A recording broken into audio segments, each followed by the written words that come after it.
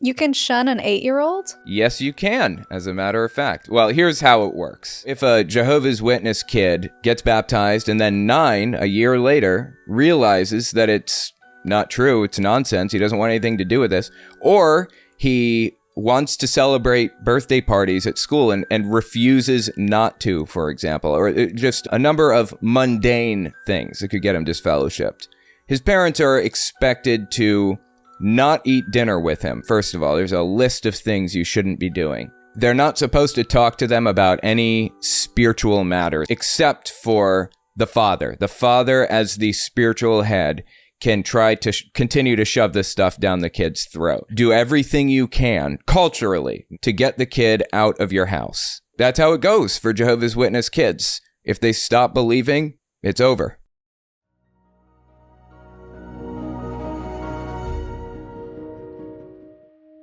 Hey, my name is Shelise Ansola, and this is Cults to Consciousness, where we discuss leaving high-demand religions or organizations and finding healing and independence through awareness and true individual sovereignty. As always, if you're only listening and you would like to see our faces, you can go to our YouTube channel at Cults to Consciousness, where you can join in on the conversation, leave those comments, those words of encouragement for our guests who are coming on and bravely telling their stories. And even just by hitting subscribe, it's really showing us that you want to be an advocate for these survivors and help us continue to do this work. So today's guest, you have requested him since the inception of the channel, and we've been excited to talk to him as well. He is ex-Jehovah's Witness. He has a huge platform, his own channel, Owen Tale Atheist, and we just have so much to go over, so I'm just going to bring him on right away. Thank you so much for joining us, Owen. Yeah, thank you so much for having me. I'm glad to be here. A little cultural context behind my channel name there. I actually started out as Telltale Atheist about, 8 years ago or something, 2016. And then I changed it to just Telltale. And then I changed it to Owen Morgan. It's just changed over the years, you know. Yeah, so we're going to put all of the links for sure on the screen and in the description below so people can go and subscribe to your channel as well. What I love about your channel is you're doing something similar to mine, just exposing these cults, these cult leaders. You have a focus on Jehovah's Witnesses because that's how you were raised, but it's just really great to connect with other like-minded channels who have similar goals. Yeah, definitely, especially having come out of oppressive religions the way that we did, destructive religions that have ruined a lot of people's lives, certainly our lives, mine and yours, in their own way. It's really valuable to have a connection to other people. Cults try to cut that connection with other people, so. Yeah, we're going to be talking a lot about specifically within child's lives in the Jehovah's Witnesses, because having watched more videos on your channel and watching these little animations, cartoons that they are now pushing towards the kids in Jehovah's Witnesses, it's so obvious and apparent that they are trying to isolate these children even within their own community of friends. And it's really sad to cut off a child like that and not really allow them to have a full, robust, diverse social life. So I'm excited to talk about how your childhood has kind of affected who you are today, and get into some of your childhood stories and then relate those to these cartoons that are doing now. What are they called again?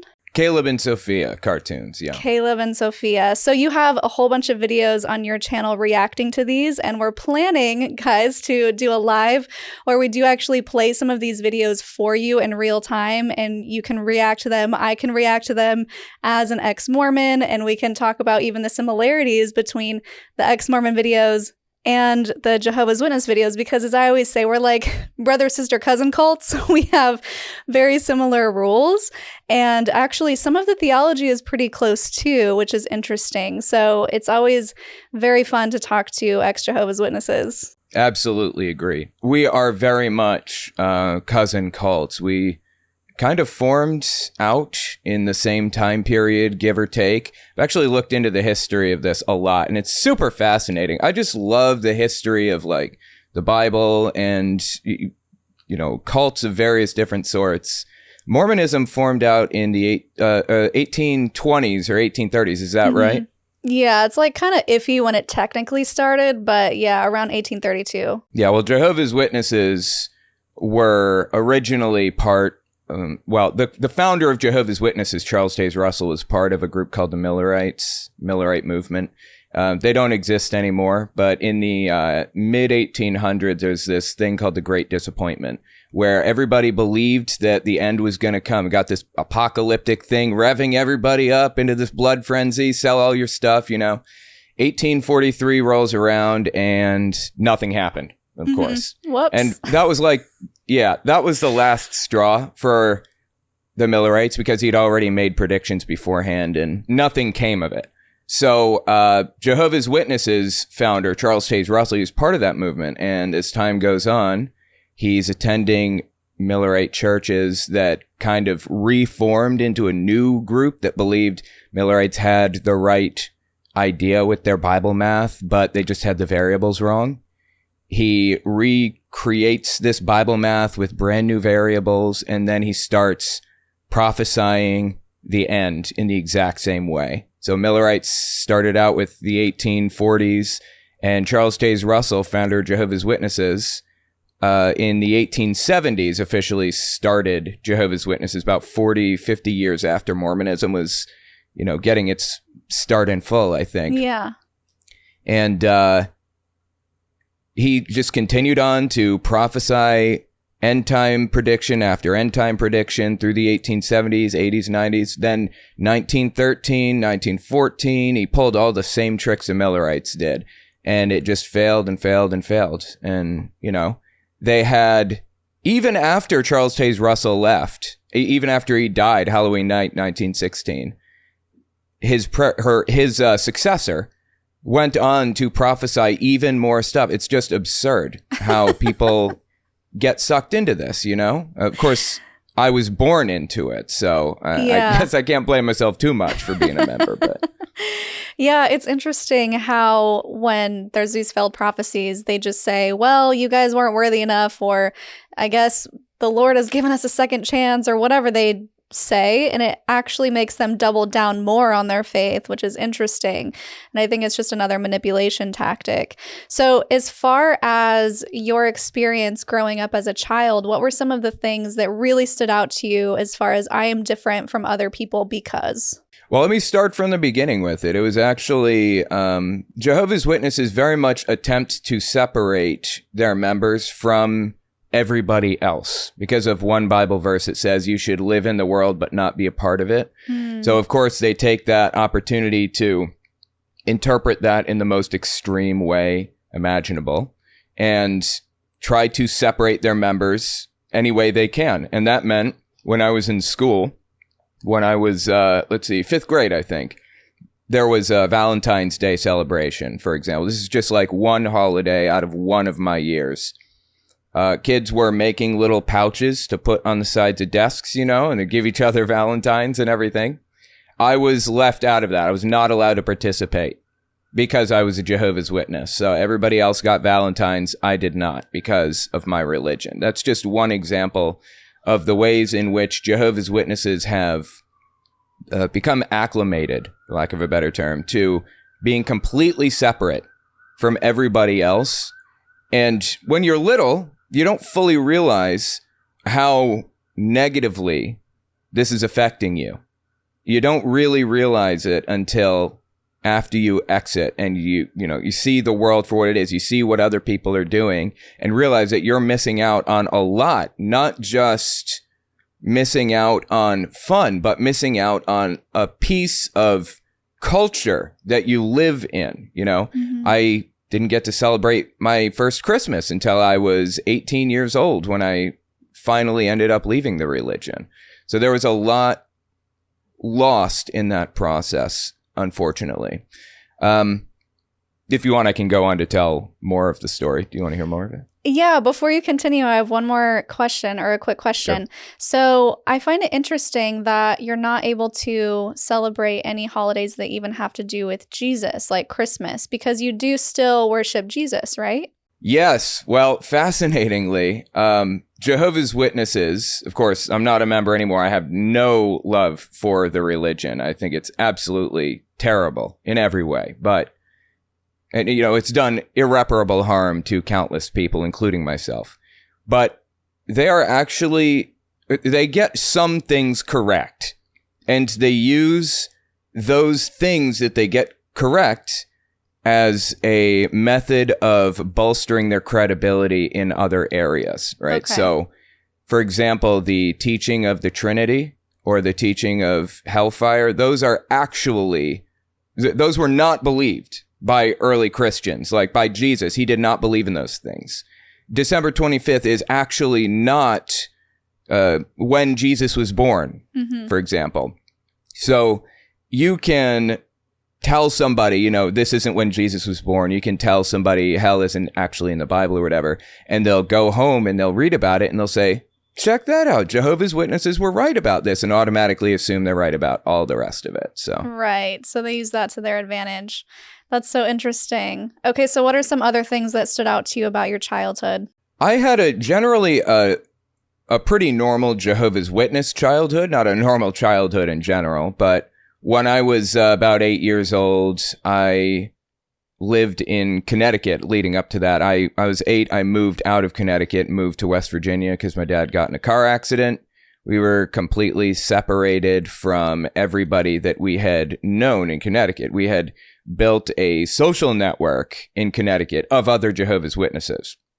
But when we moved to West Virginia, we didn't have that social network of other Jehovah's Witnesses. I mean, we went to the Kingdom Hall and we got to meet a lot of them, but it's a much more sparsely populated area, for lack of a better term, which means there aren't as many kids in the congregation. There aren't as many people to hang out with or whatever.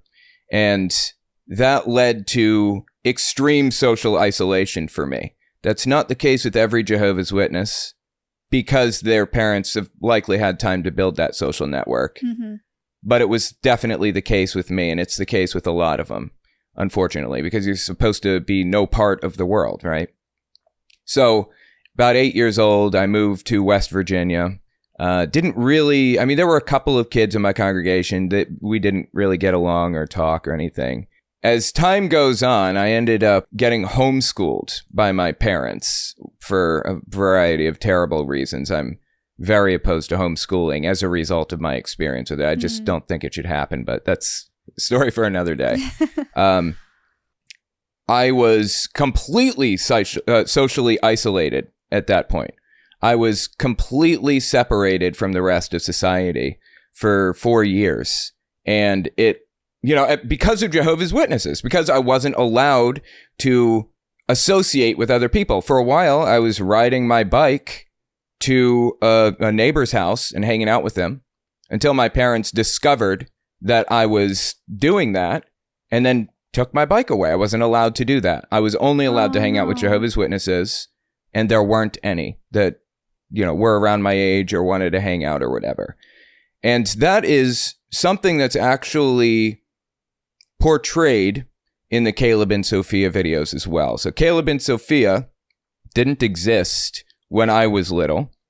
Jehovah's Witnesses have always used modern media to their advantage, though. So it was only a matter of time before they started doing the whole, videos for children thing.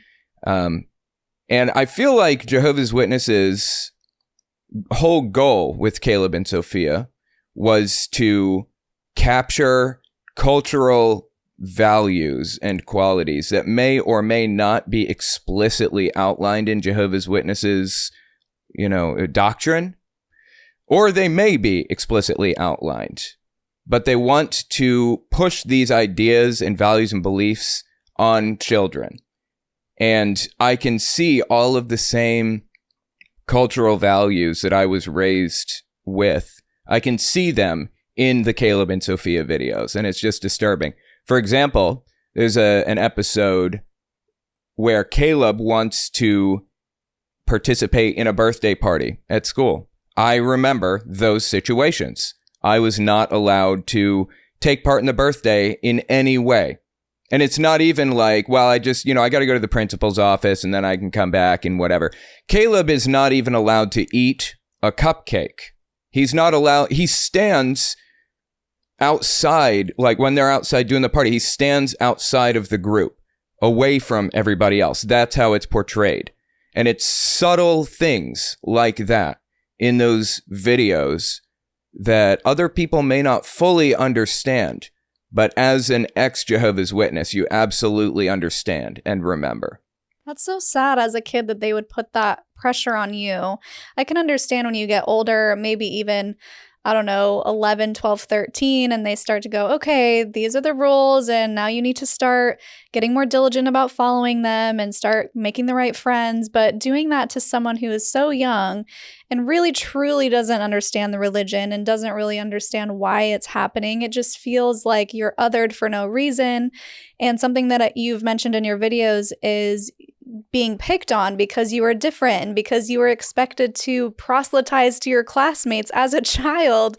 And that just seems so wrong to put those expectations on someone so young. Yeah, definitely. You mentioned proselytizing to classmates. That's another thing that's actually shown in the Caleb and Sophia videos. That's a piece of culture that they don't actually explicitly say you must proselytize. This is in the doctrine, They don't outright say that, but every kid knows that that's what you're supposed to do. In fact, they describe it in a specific way. They say those kids that you go to school with, they may live in gated communities, and their parents and they may never have an opportunity to hear Jehovah's message or whatever. So it's your responsibility, your obligation to spread the message to those kids so that they can be saved. It's just part of the culture you wouldn't have otherwise. And that's been, honestly, that's been the focus of Caleb and Sophia videos since the very early episodes, actually. And they periodically have new episodes come out about it. Did you ever have to do that, or do you remember doing that as a child, proselytizing to your classmates? Having to separate myself from birthday parties, Valentine's Day, Christmas stuff, whatever, was proselytizing enough because it meant everybody knew what was going on. Everybody knew I was odd. I was on the outside, and they wanted to know why. So automatically, whether I told them about it or not, they knew. That's probably, I can't imagine that's not intentional, or I just can't imagine that's not intentional, at least a little bit. It works to their favor at the very least. Right. But yeah, I did proselytize to people a lot. Actually, I almost drew I almost drew a non-Jehovah's Witness into the religion from school. God, looking back, I'm so glad that she did not fall for it. She studied with me, for a while. Really? Yeah. I'm proud to say I never brought a single Jehovah's Witness in. Actually, the vast majority of Jehovah's Witnesses don't join the religion as a result of door knocking or spreading the message or whatever. The vast majority join because they were born into it, for example. Yeah. I guess some join as a result of door knocking, but that's really a frivolous, what would you call it? Like, that's really just a frivolous behavior, frivolous activity that's kind of pointless, ultimately. It's just a method of keeping the members in and involved and invested in what's going on with the religion. Right. I had something to do every single day when I was a kid for Jehovah's Witnesses. So Sunday, I would, let's start at Monday. Monday, I would be studying for the meeting on Wednesday. Monday and Tuesday, I would study for the meeting, which meant reading all the materials and underlining things and reading the Kingdom Ministry. I don't know if they still have all of these materials. They've changed a lot since I left in 2011. But yeah, I had something to do on Monday and Tuesday. And then Wednesday after school, I would go to the meeting. And then Thursday and Friday, I'd be studying for the Sunday meeting. Saturday, I'd be door knocking. Sunday, I had the meeting and I'd go door knocking every single day. It's wow. It's something that you're just expected to do, and that every kid is expected to do. And ultimately, I personally believe that the entire reason they fill your schedule like that is because they don't want you to have a life outside of them. As a matter of fact, they've even, the organization, the governing body has even said you should cool down on your hobbies and not let it take over your life. When I was in West Virginia, in that congregation there was a guy there named Barry. I won't say his last name, but old Barry. Yeah, he and his wife Melanie, they believed that this system of things was too evil to bring a kid into, and they decided to just devote their entire lives to Jehovah. So Barry was a famous painter. And when I say famous, I mean he made a lot of money off of art and paintings. Like he was on his way up. Thousands and thousands of dollars for some of his paintings. And he gave up not just painting, but any art at all. Drawing, even anything. He refused to do any of it. It is sad because the dude, it was his passion. And he didn't want to draw because it would be too much of a temptation to him to go back into that lifestyle. Now, there's obviously nothing wrong with art. Right. And it's something that brings him joy. But being a Jehovah's Witness, art was too much his passion. And he believed, I guess, that art was taking priority over Jehovah. So instead of being the famous artist that he was, he quit his art career and started cleaning offices with his wife. With, respectable job, but the dude had something that he could have done that he enjoyed. Yeah. And instead he gave up his real passion and talent to do that. And it's just so sad. That's a standard story that you will find in pretty much every congregation. You can't have a hobby that takes precedence over Jehovah, and that is very loosely interpreted by people a lot of the time. That's such a bummer, especially when other people could interpret that as God has given him this gift to share with the world and to brighten people's lives, and instead he's choosing to live a less fulfilling life because of this religion telling him to do so. I mean, it's literally the definition of high control group. You mentioned all of the days that you were doing something for this church. It's not just you go on Sundays.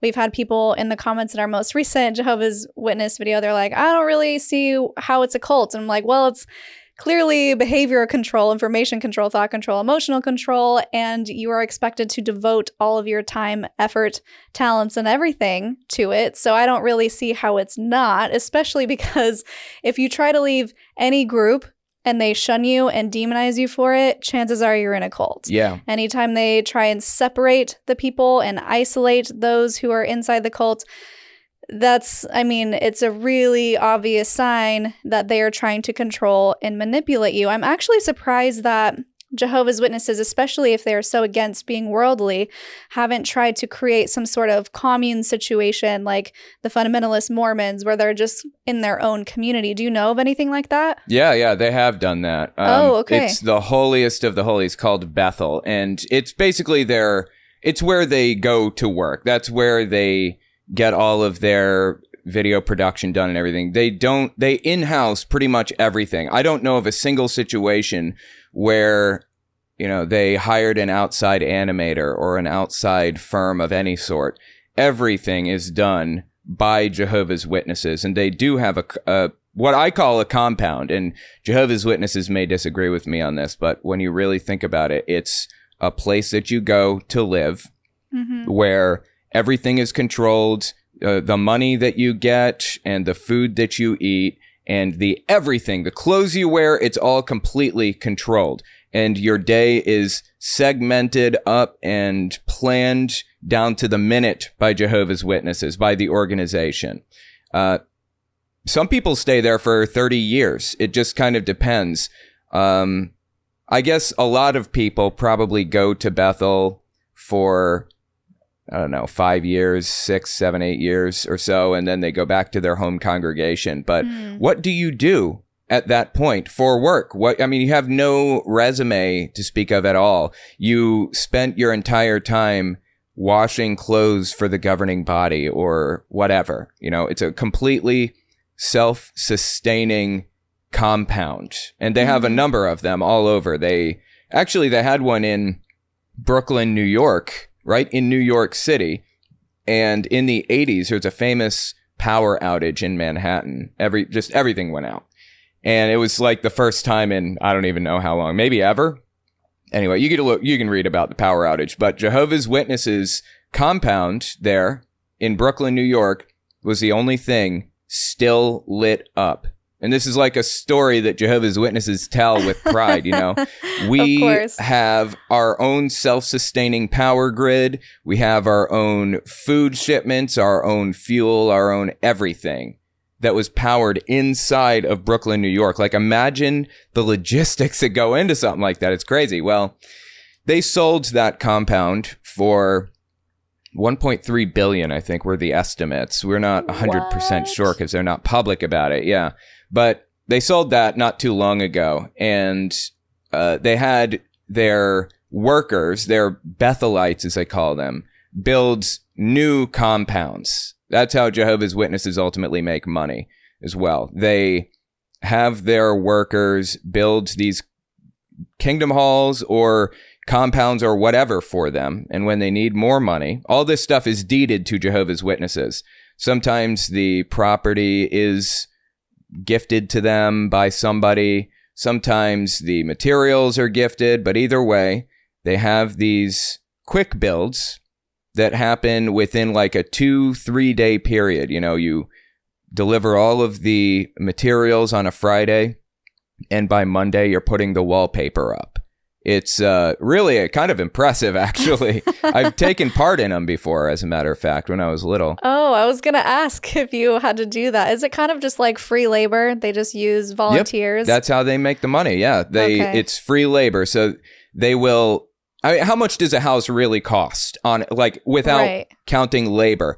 Just a house, just the materials alone, probably cost, I don't know, $30,000-$40,000, and you can get $500,000 out of it after putting it all together, just because of the labor. The labor is the expensive part of the process, and Jehovah's Witnesses all teach each other how to do these various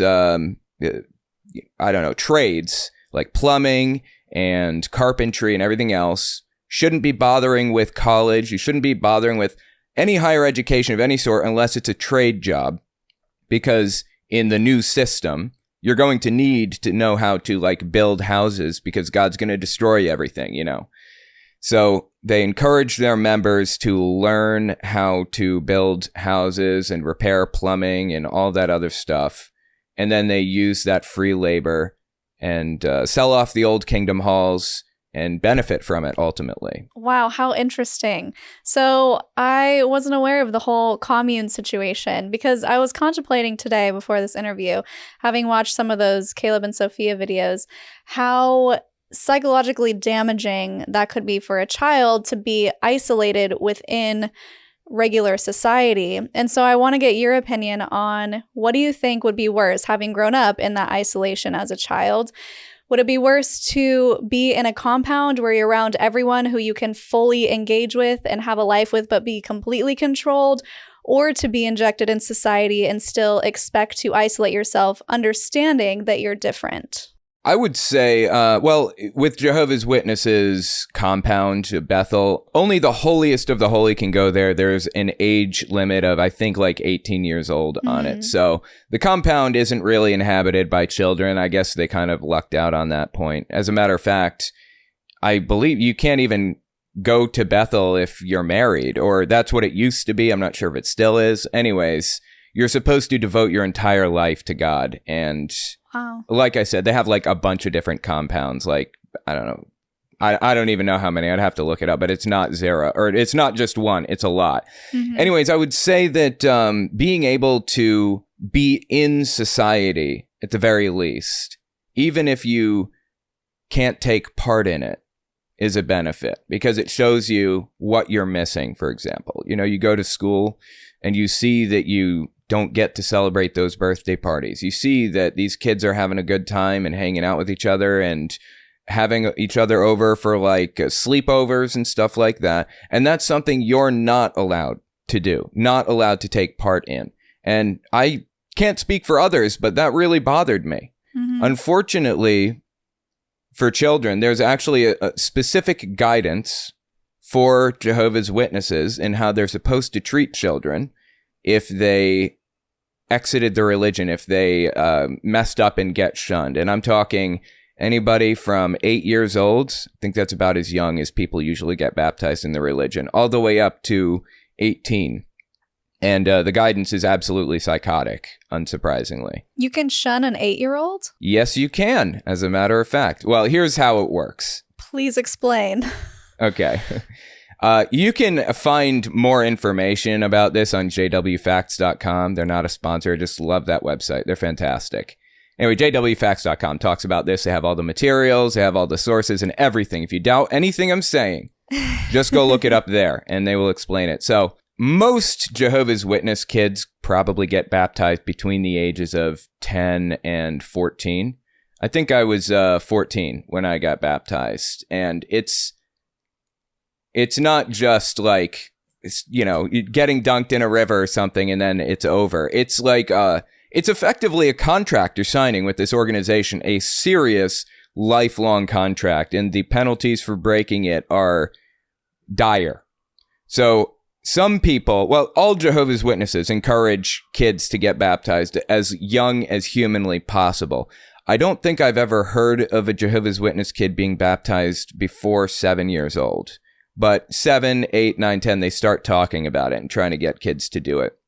I understand the age of accountability for Mormons is 8, right? Yeah. Well, it's similar for Jehovah's Witnesses, I guess. So if a Jehovah's Witness kid, say 8 years old, gets baptized and then 9, a year later, realizes that it's not true, it's nonsense, he doesn't want anything to do with this, or he wants to celebrate birthday parties at school and refuses not to, for example, or just a number of different things that could get him disfellowshipped. A number of mundane things that could get him disfellowshipped. His parents are expected to not eat dinner with him. First of all, there's a list of things you shouldn't be doing.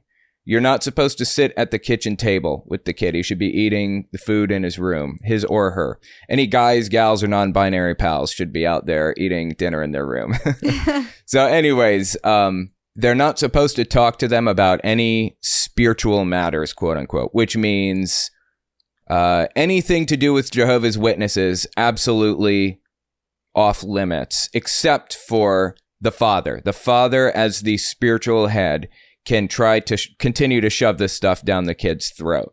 If the kid starts talking about, apostasy, he doesn't believe this anymore, or this is a stupid rule or whatever, the conversation's just over and you walk away. You shouldn't be exposing yourself to this questionable doctrine that this kid is spreading to you. And usually when this does happen, actually, it's about 14 years old, 13, 14, 15, that's when kids are forming out their own identities, but it does happen as young as 8 or 9.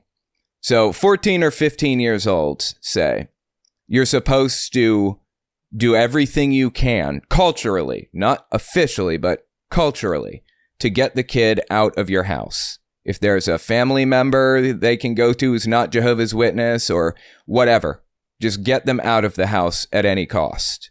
If you can't, you have a legal responsibility to care for the kid. Oh, bummer. Again, all this stuff, you can look all this up on jwfacts.com. If you doubt me, just look it up for real.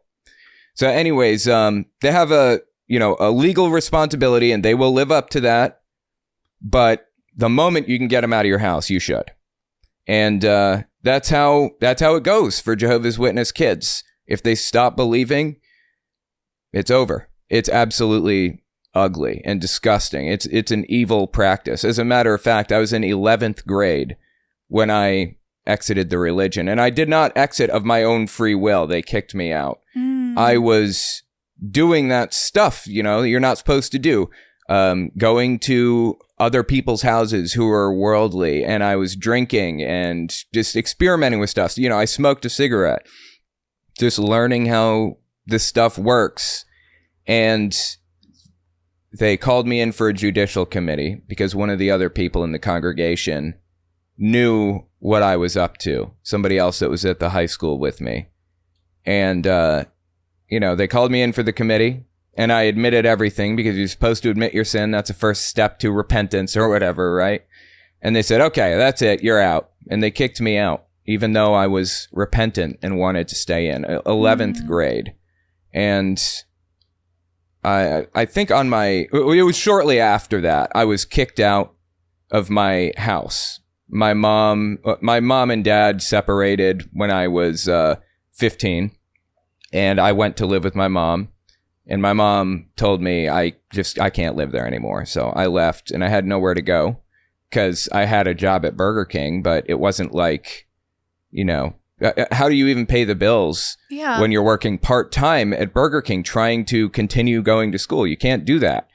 So anyways, I was working at Burger King, and I couldn't afford a house. I didn't even have any credit or anything.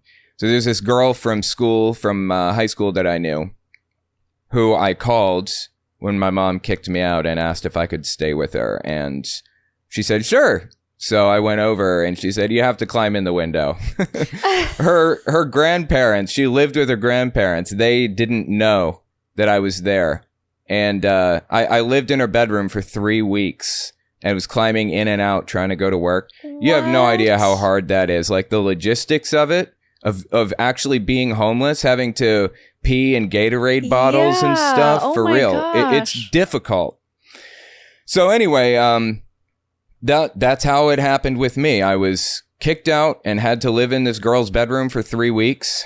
I eventually had a kid with her, married her, and then separated from her. And then, my kid lives with me now, and I moved to New York City. But her grandparents, the people that I was hiding from, eventually, I met them, and I got to celebrate holidays, all my first holidays with them. They were very important to me. Sadly, her grandmother died not too long ago, and it affected me deeper than my own parents' death has or will. Wow. My mom's still alive. My dad is gone. But, losing those people who took me in and showed what one could interpret as true Christian love, the way that Jesus in the Bible portrayed it, showed me real love for the first time in my life. Not conditional love, not something that I could destroy, not something that, I could mess up somehow and they just yank it away from me or something. They showed me real love for the first time in my life. And, it affects you deeply when you don't have that, and then suddenly you do have that. Yeah. So, yeah. Was this part of your mental deconstruction? Because I know we spoke about how off camera you were kicked out, but you still believed it, and it wasn't until a few years later that you actually mentally deconstructed. Surprisingly, no, had nothing to do with it. I believed I was in the wrong. I believed my parents were correct in shunning me. Oh. At the time, I had my mom and my dad, my 2 brothers and my sister, and my aunt and my 2 cousins in the religion. And then me. So like 9 people in the family, including some extended family. It was very deeply ingrained in the family, obviously. And I believed it was my fault. My brother was kicked out of the religion when I was maybe 10 or something like that, because he got a girlfriend on the outside, and that's, of course, forbidden. And he, throughout my life, tried to come back to the religion. And it's a long, arduous, difficult process. If you're unfamiliar with it, you basically have to spend a year being shunned, at least a year. It's really up to the elders how long you spend. Mm-hmm. You have to spend a year being shunned, going to the Kingdom Hall, studying all of your books. You can't talk to anybody except for the elders, just a single elder who will handle your case. And my brother did all of that for 2 years, I think. And they never let him back in. And I was one of those people that shunned him. I feel so bad now in retrospect. He says, you didn't know. You were just doing what you thought was best. Mm-hmm. So at least he's kind of forgiven me for that. I was a little kid anyways, but I was the second one out and the first one to finally realize how nonsensical this stuff was.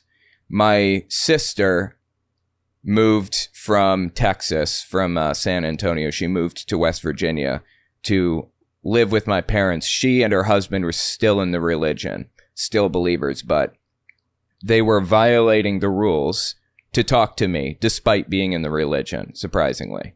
And you just have a normal conversation. You know, I'd come over, sit there and watch a movie with them or whatever. And one day I was sitting there in the kitchen with them, and it was just my ex-brother-in-law. You know, he divorced my sister eventually. But anyway, it was my ex-brother-in-law sitting in the kitchen with me, and he says, do you know that in the 1930s, during the Great Depression, Joseph Rutherford, the first president of the organization, had a mansion built and deeded to old Bible characters like Abraham and Isaac and stuff and Moses. And he, during the Great Depression, just lived in it to keep it warm for them, you know. And it was a little thing, you know, but it was that one little thing that really snapped me out of it. Interesting. Yeah, looking back, I can't even believe that it was such a simple, basic, straightforward thing that pulled me out. The mansion's name is Beth Sarim, and for any Jehovah's Witnesses watching, if you want to look into it, it was in the old Proclaimers book, I believe, so you can just look that up if you want. Beth Sarim. Anyways, at that point, I realized this is all nonsense. Jehovah's Witnesses spent my entire life teaching me how wrong every other religion was. And when I realized how wrong that religion was, it was a short leap to walking away from all of it and realizing how little all of these people understand, all of these religions understand about what Jesus actually taught, the historicity of it, or any of that. So yeah, that was the thing that pulled me out of it. And I can't thank my ex-brother-in-law enough for that. Now, every single person in my family, except my mom, is out of the religion. And I've talked to all of them since. And what are those conversations like? Do they have this is why we have a t-shirt that says, I'm sorry for what I said when I was in a cult. Do they have those type of reactions now? Oh, I love that. That's a really good t-shirt. Yeah, they, being the second one out of the religion and the first one that was really mentally out of it, my sister was on her way out. My brother-in-law was obviously full-blown apostate when he was talking to me. But I was the first one that was really out of the religion mentally and physically. They call it PMO, physically in, mentally out, or POMO, or whatever, yeah. Yeah, it just like physically out, mentally out, physically in, mentally in, you know, it just kind of depends. But anyways, I was officially completely out in, you know, mentally and physically. And, you know, when I was in bad shape, but trying to get on my feet, I still worked at Burger King, but I'd been programming with my brother in C, C++, and Java, and PHP, and a bunch of other languages.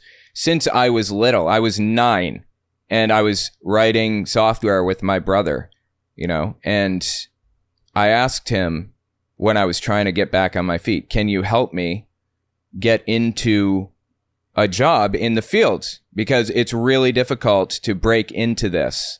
And he worked at Google as one of their server admins, I think. He was really high up at Google.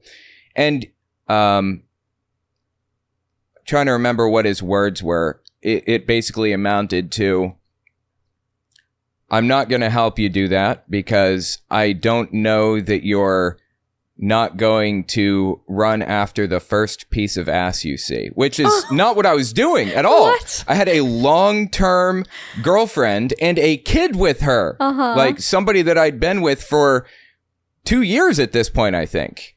And I guess that's just like the way that he saw it through Jehovah's Witness eyes.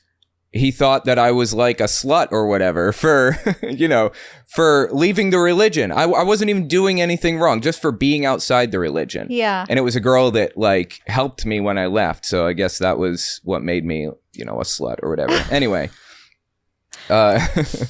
So the point is, my brother said that, and he never actually apologized for that. But I take that. I don't think he meant it. I'm forgiving him for that one, because just like my other older brother, having left the religion, realizes that I was just trapped in it in my head. I wasn't ultimately to blame for shunning my brother, right? And I'm just going to look past it with my other brother too. He wasn't to blame for that.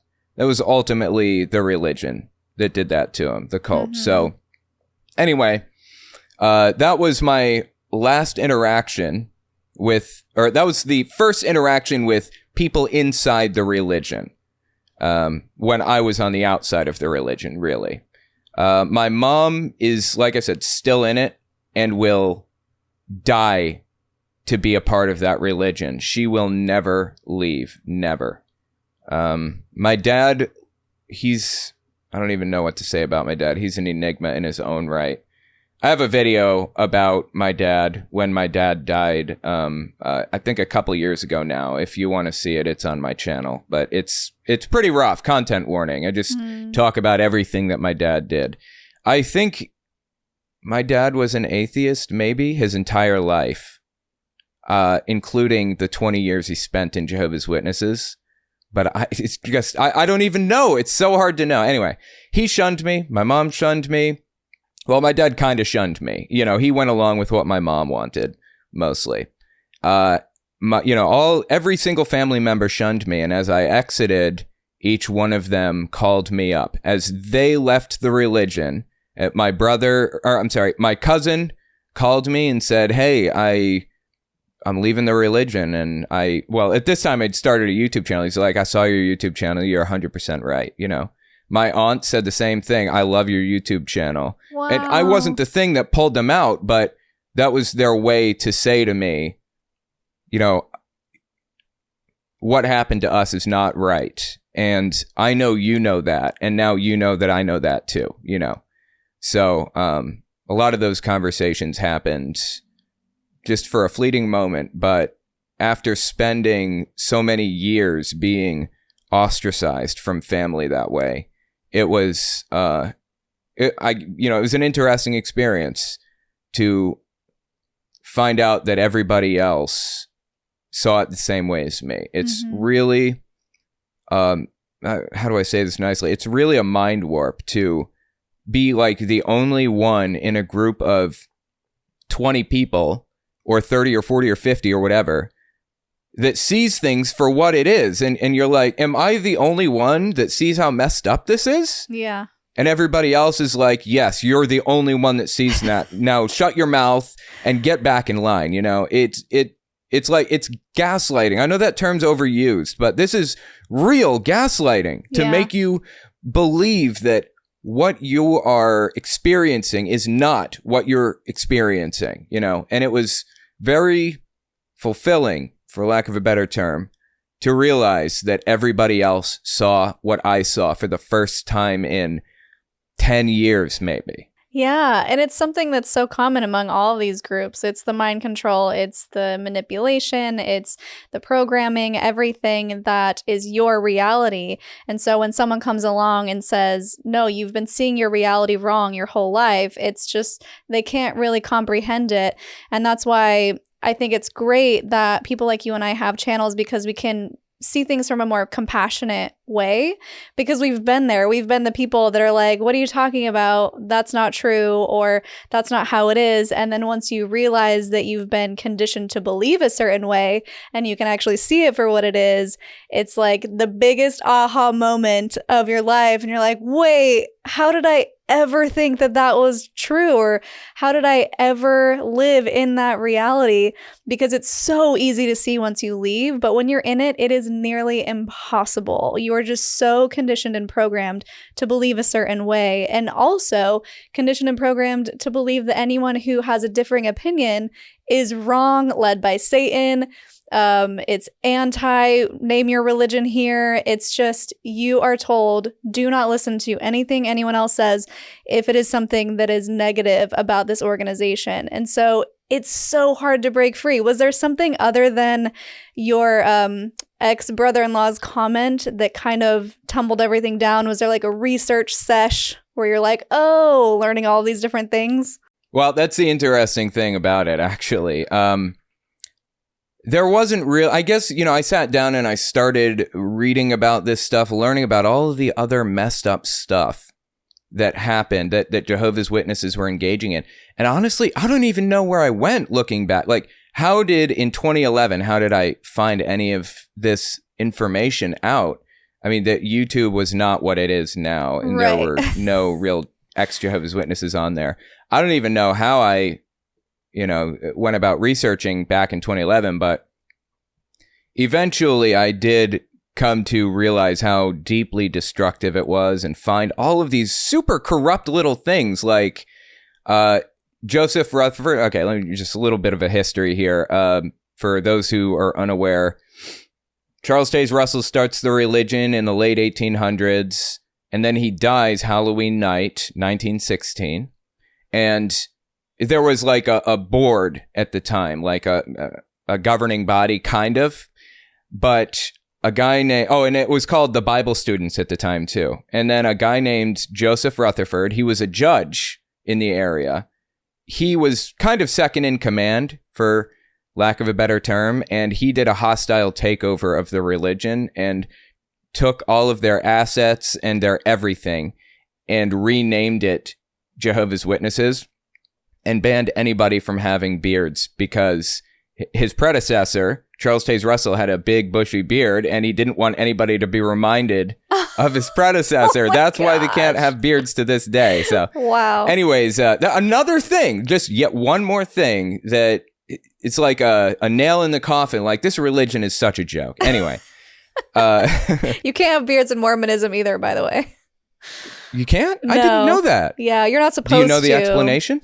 Well, my thing, this is my interpretation, is just somewhere in the 50s, they did this really intense rebranding, and they just kept that going. So that's why all the missionaries are in suits, black suits, or I think you can have different colors that are kind of neutral, and then definitely a white shirt and a tie, and you have to be clean shaven. Your hair can't be long, and it's just like this really squeaky, clean, shiny look at this religion that feels very 1950s, and the women feel that way too, with their like cap sleeves and the long dresses and all of that.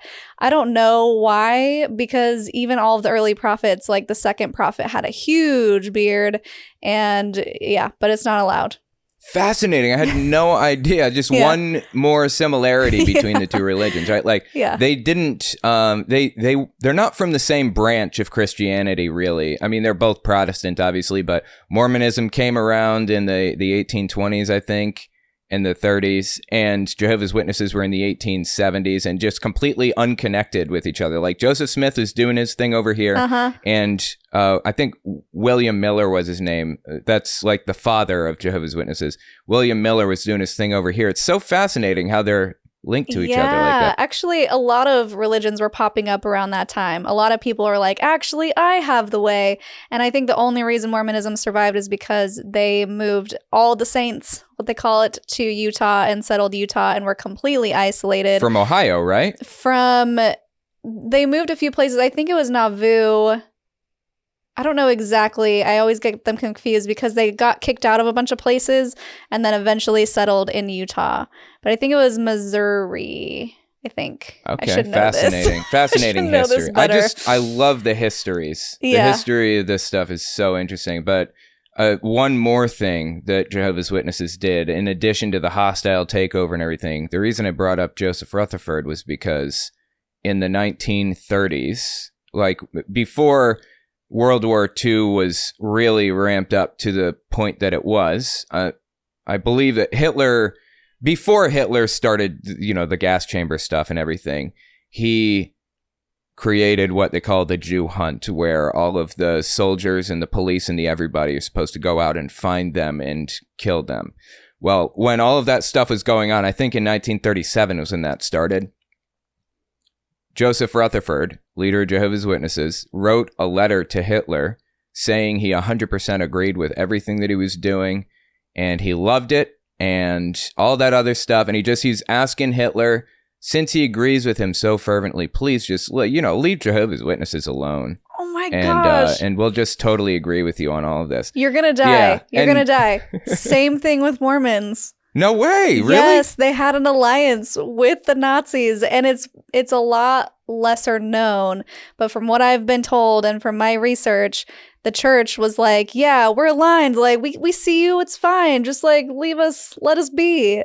Same thing. This is bizarre. It's like so many deeply depraved, unethical things were done by all the same people. Like, what is going on here? It's insane.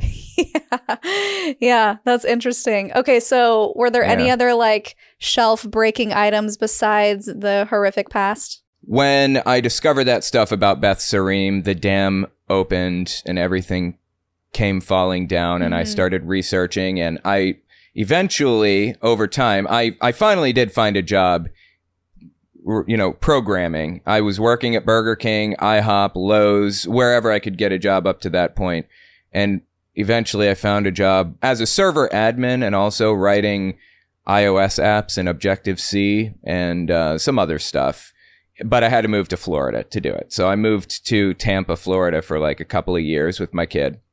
And during that period, that's the time when I really started looking into Jehovah's Witnesses and what they were doing and what they were up to on YouTube heavily. And I found a bunch of atheists on YouTube, because that's about as close as I could get, right, to ex-Jehovah's Witness, because it just didn't exist as a thing at the time, really, on YouTube yet. So I started looking into atheist YouTubers to find that they were all, by the time I was watching them, they had moved away from atheism, said that it was a stale subject and nobody cared anymore. And they started talking about, they started getting into politics heavily, for lack of a better term. And that's not what I was there to watch. I was there to learn about atheism and Jehovah's Witnesses and stuff like that. It wasn't a stale subject to me, which, that'll be relevant in a minute. I'll touch on that again. But I eventually decided to start my own YouTube channel talking about it because nobody else was. There was a gap in the market, and I wanted to fill it. I wanted to talk about this stuff and learn about it and all that. So I did my own YouTube channel. Now, I didn't start out with Jehovah's Witness stuff. I was talking about atheism largely for a while. But then I did my first Jehovah's Witness video, and it just exploded. Apparently, there's a massive community on YouTube looking for stuff about cults and Jehovah's Witnesses and stuff. So I started learning about how cults operate and how influence is used in damaging ways, because Jehovah's Witnesses love to say in their defense, well, everybody influences everybody else. You influence your wife to get pizza that night or whatever. And I was like, you know what? That's true. So what is different about Jehovah's Witnesses that's not like me trying to get pizza one night or whatever? And the answer I came to find is in something called the Influence Continuum, written by Stephen Hassan. It details destructive influence and constructive influence, and the difference is, people probably know about this, but just in case you don't, negative or destructive influence is exerted in ways like encouraging people to follow doctrine, offering conditional love instead of unconditional love.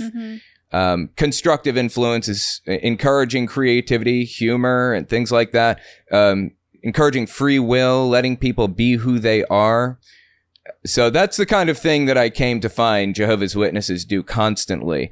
Use destructive influence on people on an individual level, a leader level, and an organizational level. And it's just, since day one, I couldn't put words exactly on what was wrong with Jehovah's Witnesses until I started heavily looking into destructive cults and what makes them and stuff like that. And I started trying to communicate that stuff to an audience on YouTube. That's how I got to where I was. I guess people really wanted to hear about it, just like I wanted to hear about it originally.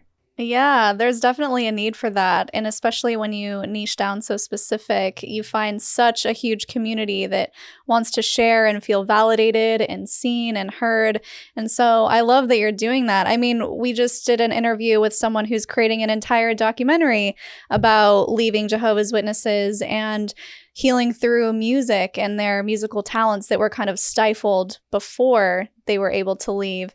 And so I think there's definitely a need for that, and people are searching for that. And so I love that you've been so successful at it, and clearly you are filling the need, and especially with these cartoon stories that are so problematic. I mean, can you think of maybe the top two that you think are the worst things that they are indoctrinating children with right now? I think that there are somewhere in the range of 50 episodes. Maybe we're about to approach 50 episodes. I have a folder on my hard drive with like every episode listed and everything. But I would say the most destructive thing about it is their attempt to bring people into these cultural nuances that they may not know otherwise. And for example, the birthday thing, pushing kids to stay separate from their peers is a deeply destructive thing to do, in my experience. Not opinion-based. This is what I went through. And separating kids from their peers is about as destructive as it gets. So I would say their birthday-themed episodes, they have multiple of those. I would say their holiday-based episodes are the most destructive, in my opinion, because it really leans into the idea that you should be no part of the world, quote unquote. It isn't just intended for Jehovah's Witness kids, by the way. It's intended for every kid, as a matter of fact. They present them as just good life lessons that anybody can appreciate. But that doesn't apply to everybody else. Well, they think it should. So I'll tell you how other kids come in contact with it. When you're going door to door, or when you're at school or whatever, specifically when you go door to door, you got a kid with you. If the householder, as they call them, has a kid, then you get your phone out and you turn on Caleb and Sophia and you give it to the kid, and the kid can sit in the corner watching that while you try to indoctrinate the parent. Yeah, and they generally frame them as just normal life lessons, like obey your parents is the title of one of them, and stuff like that. But the very first episode of Caleb and Sophia, I think, maybe the second, was one where Caleb gets a toy called Sparlock from his friend at school, just a little warrior wizard, and that is absolutely forbidden. You are not allowed to have anything to do with neither warriors nor wizards, so...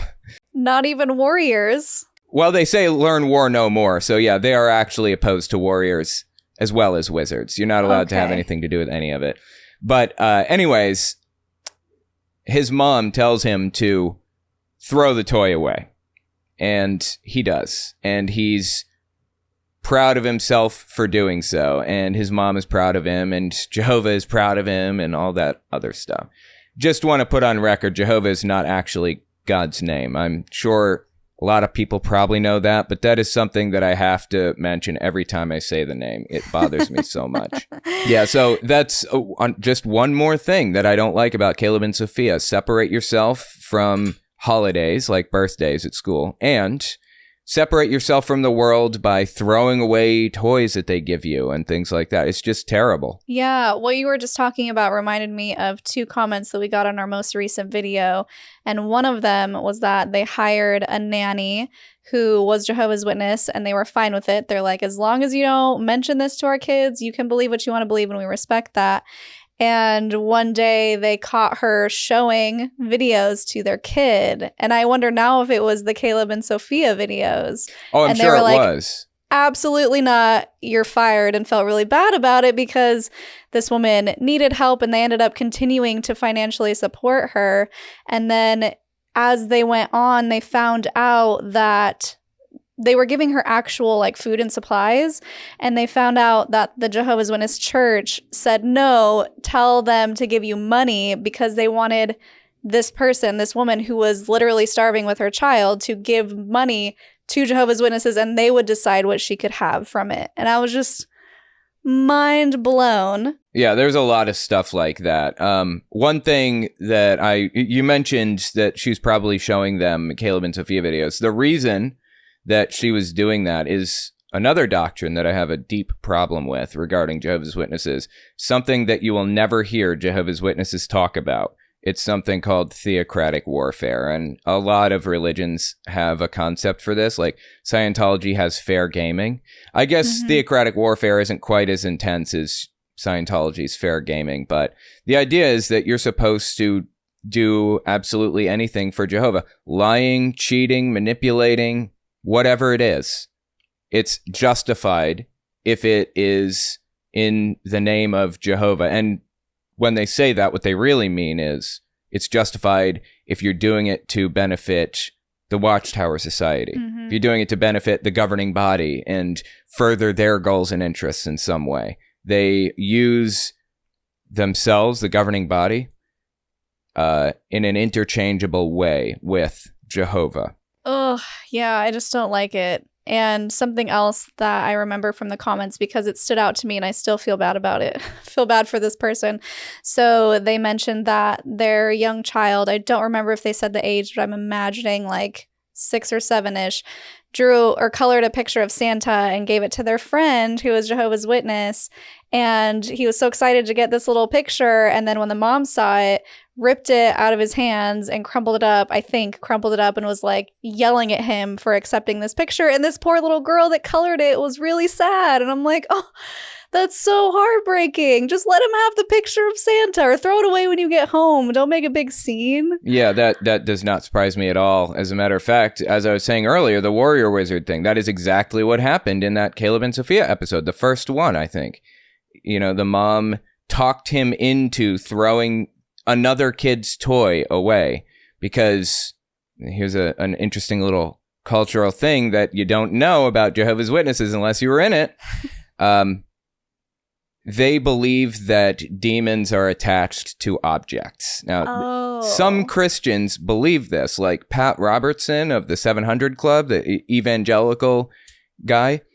He died not too long ago. He believed this too. He, as Jehovah's Witnesses do, warned his people away from going to yard sales. Jehovah's Witnesses don't often go to yard sales. They do sometimes, especially if it's like yard sales of fellow Jehovah's Witnesses. They're okay with it, but you got to be careful what you buy because demons are attached to physical objects, and who knows what those, those people were doing. They could be praying to Satan over top of the, whatever, over this cassette player or whatever. Say cassette player because that's specifically something I got from a yard sale once. Anyway. Did you have to throw it You don't away? know what Satanists are up to. Well, it was from a Jehovah's Witness yard sale. That one was. So I was good, but yeah. Anyways. Wow, that just adds next level of terror and fear unnecessarily. And so I'm assuming they believe the same thing about apostates, people who have left or been excommunicated, that they are somehow riddled with demons that may infect you if you speak to them or come in contact with them. Yes. Jehovah's Witnesses regarding apostates have actually said some really extreme things. And as a matter of fact, this is the thing that got Jehovah's Witnesses banned from Russia. They said that apostates are mentally diseased and dehumanized anybody who left the religion and became critical of it to any degree at all. What? And Russia saw that. One of the Russian judges, they saw that and said, this is an extremist group. 100% correct assessment. Wrong decision, though. I'm not a fan of like banning religion like that. I think people should be free to exercise their religion any way they want. So anyways, that was the thing that got Jehovah's Witnesses banned from Russia. Their extreme, vile hatred for apostates. One more thing I wanted to mention, though, about Jehovah's Witness culture regarding yard sales and things like that. There's this story in Jehovah's Witnesses that I was told when I was little, and come to find, I thought it was just my mom being weird. It turns out this is something that's like super common in Jehovah's Witnesses circles. A bunch of people, if you were born in the 80s or the 90s or even the 2000s, you've probably heard this story. There was a period of time where Jehovah's Witnesses demonized Smurfs heavily. They didn't want you watching Smurfs. They said that it would like possess you or whatever. I don't know. It's so weird to be angry over, right? Well, there's something called the Smurf story where it changes from congregation to congregation or person to person. The belief is that, or the claim is that this girl brought a Smurf doll with her to the Kingdom Hall in her purse or bag or whatever. And the Smurf doll came to life because it was demonic and it could not handle Jehovah's light. And it came out of her bag and walked down the aisle swearing and everything and praising Satan and all that as it exited the Kingdom Hall, was never seen again. Like it's a Chucky doll or something? Yeah. But it's a Smurf, like a little blue guy with the white hat? Yep. And in some versions of the story, it jumped off of the page in a book that was in this girl's purse. I mean, it gets really wild. And this isn't even really like, it's just so odd because Jehovah's Witnesses don't really believe that like demons possess items and animate them or whatever. So it's so like, how did this spread? And after doing some pretty heavy deep diving on this subject, I think that it spread because it was like, I don't know, like a weird story that was told to Bethelites on their compound. And it was told in morning worship as maybe like a joke or whatever. I don't know. But the governing body member who was running the morning worship, or the elder who was running morning worship, just didn't let it die. He just let it hang there in the air over top of everybody, you know? And then people called their family from Bethel and was like, do you know that like somebody told this Smurf story and this was not like rebutted or shut down by the elders here? And, you know, it just kind of snowballed from there.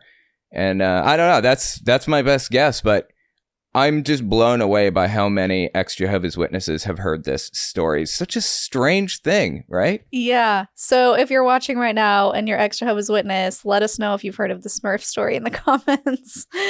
That's so interesting. Well, the thing that I want to know now is how you're doing. Like, you seem like you're doing great and you've adjusted. I mean, we've both left around the same time, so it's been a while since you've been a Jehovah's Witnesses. But what is something that makes you happy, brings you joy? What's your consciousness side of the story?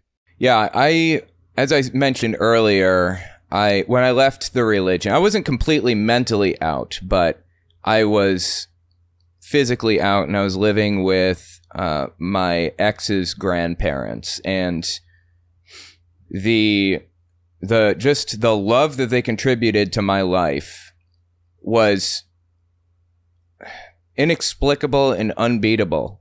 And it you know, you don't fully understand what it's like to have somebody unconditionally love and appreciate who you are until you have that. Now, it took me entirely too long to pull myself together. When you exit the religion, they intentionally pull the rug out from under you, expecting and hoping that you will fall flat on your face. They yank everything they can from you. As a matter of fact, in a lot of congregations, there's like a single business that's run by one guy in the congregation. Oftentimes it's window cleaner. I don't know why that's such a common occupation. In my congregation, it was a like kind of a computer repair service. And as a result, basically everybody in the congregation works for this company. And when you get kicked out or leave, you lose not just your friends, not just your family, but you also lose your job. You lose your everything. They intentionally try to destroy your life on the way out. And thanks to the family that I had leaving, my ex's grandparents, that effect was heavily diminished. But it took me a long time to finally pull it all together. And, I was addicted to drugs for a while. That's, an extremely common story with a lot of ex-Jehovah's Witnesses, because they don't know what to do when they leave. They have nobody, nothing. They don't have any guidance or anything like that. So anyway, it took me a while to pull it together, but eventually when I finally did, I realized how deeply destructive everything was, and my family left, and my, a lot of friends that I used to have, they left the religion too, and everything just kind of pulled together after realizing that the social network, the network of people that I had inside the religion, it wasn't real. It wasn't, it was all plastic. Nobody actually really cared for anybody else. And again, it's not something that you understand until you experience it for the first time. So, if you're like if you're a Jehovah's Witness and you're thinking about leaving, or you have left and things feel bleak for you right now, that I'm going to give the inspirational thing now. The Linda listen? Yeah. Yeah, go for it. Just be aware that if you haven't experienced true love yet, like true family love, not, romantic love, but the love that a family has to offer. If you haven't experienced that, be aware that it is out there, and you should find people that really do care about you. Now, when I was starting my YouTube channel, as I mentioned, I did that because nobody else was talking about any of this stuff. They said it was stale. It was an old, dead subject, and they didn't want to bother with it anymore. But it wasn't an old, dead subject to me.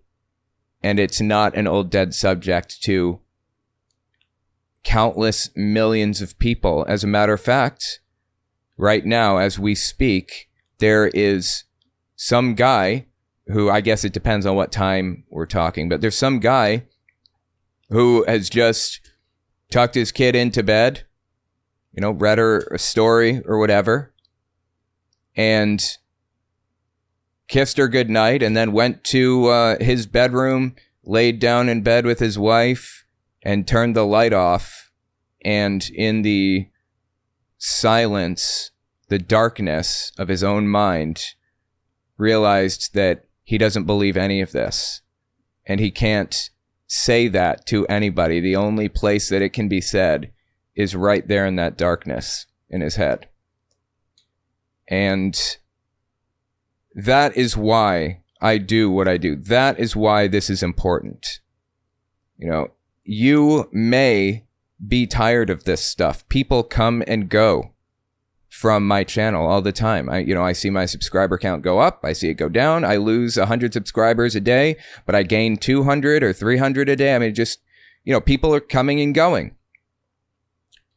But this specific thing needs to be said. It needs to be talked about. There needs to be somebody here doing this for that person, for that guy who has no other choice, and for his kid when they hopefully leave as well. So anyway, that's why I do what I do. Hopefully Yes. we get more people in doing this stuff. Yeah, and I think there is a resurgence happening. I feel like cults are very popular right now, and a lot of cult channels are popping up, and people want to talk about it more. People are open to listening to it. They're open to learning about it. They're open to finding that compassionate space, because a lot of things that happen is like people say, I don't understand how you could ever believe that. I mean, we say that now about ourselves, right? How did I ever believe that that was true? But when you can hear about the programming, when you can hear about the manipulation tactics and understand that it doesn't come from a logical place, usually it's manipulation, it helps us be more compassionate to those who are leaving or who are still in it, and helps us see them from a new perspective. So even for that reason alone, just creating a space where people can understand others better is awesome. It just creates slightly more loving place for everybody. And one more thing I want to mention, a lot of people view religious people as idiots, and that is a completely unfair assessment in my opinion. You know, I was not an idiot when I was a Jehovah's Witness. I didn't suddenly become smart, but I was an idiot before when I left the religion. You know, a lot of people have a problem with religious people and just make fun of them and say they don't know what they're talking about and they're fools. A lot of people feel like something is missing in their lives and are looking for any way to fill it, even though cults are the absolute worst thing that you can use to fill that. You know, people use all kinds of different things to fill that gap that they're feeling in there. A cult is not the right way to do it. But, you know, people, I've come to find actually the smarter people have a tendency to stay in these groups longer than others because they come up with the most creative ways of justifying and explaining this stuff that's been to studied. themselves, you know? Yeah. Yeah, it's really interesting when you think about it. And I don't remember who it was, but someone studied that effect and found that usually it's the more intelligent ones who stay for that same reason, because they can create ways to make it make sense instead of just, I don't know, taking it for what it's worth, but they have more magical thinking. I stole that line from a main man, Seth Andrews. Nice. Gotta love that guy, yeah. So, gotta give him credit for that one. Anyways, yeah. I didn't know there was a study on it. That's interesting, but yeah. Yeah, well, this has been so great. Thank you for coming on and sharing your knowledge and your childhood with us, for opening up. And I'm excited for your followers and subscribers to learn a little bit about you if they come over from your channel. And guys, if you're not subscribed already, definitely make sure to go over to Owen's channel. His ad is at Morgan Telltale. We'll put all of the links in the description below. And do you have any final thoughts before we go? I think that's about it. Just, if you're dealing with any of this stuff, understand that there are a lot of people out there dealing with it too, okay? And you got to find a community of people. It's worth it. Those are my final thoughts. Yeah, I couldn't agree more, which is why we have another shirt that says Apostates Unite. It's one of my favorites. There you go. Exactly. And if you guys want to check that out and support the channel in that way, you can find our merch at cultstoconsciousness.com under the merch tab. You can also become a patron at patreon.com/cultstoconsciousness. Our newest patrons, Jillian, Julie, Lisa, and Kat, thank you so much for your support. And we do have a C2C vacation coming up. If you want to learn more about that, I'll put the link in the description so you can add your email, be the first to know. We're doing a live about that soon. And definitely make sure and go check out the video that I did over on Owen's channel, which should be released at the exact same time. So you have more content to watch with the two of us. I go off on the rails about Mormonism because it's fun, but that was definitely a good experience over there. So check that out. If you like this video, I will leave 2 more here that you can check out down below. And until next time, follow your highest excitement, be conscious, and be well.